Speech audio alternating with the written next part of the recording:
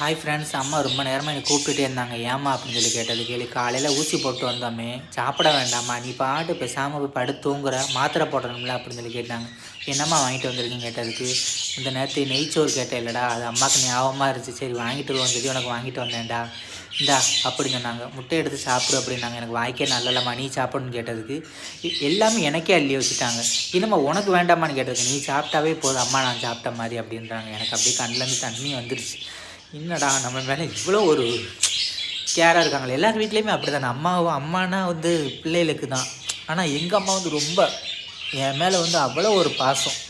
அதுக்கப்புறம் நான் பேசாமல் சாப்பிட்டு பேசாமல் உட்காந்துருந்தேன். மாத்திரை எடுத்து கொடுத்ததுக்கப்புறம் நீ சாப்பிட்லையாம்மான்னு கேட்டதுக்கு நானும் சாப்பிட்றேன் அப்படின்னாங்க. அதுக்கப்புறம் இந்தாடா சால்னான்னு எடுத்து கொடுத்தாங்க. எனக்கு வேண்டாம்மா, நீங்களே சாப்பிடுங்கன்னு சொல்லிட்டு அவங்களுக்கு கொஞ்சம் ஊற்ற சொல்லிட்டேன். நான் பேசாமல் சாப்பிட்டு மேலே வந்து படுக்க வந்துட்டேன்னா, நிக்கி பையன் என்னடா நம்ம அண்ணன் கம்முன்னு இருக்கான்னு சொல்லி என்னை சுற்றி வந்தான். அதுக்கப்புறம் என்னை மேலே ஏறுறான் செய்கிறான்.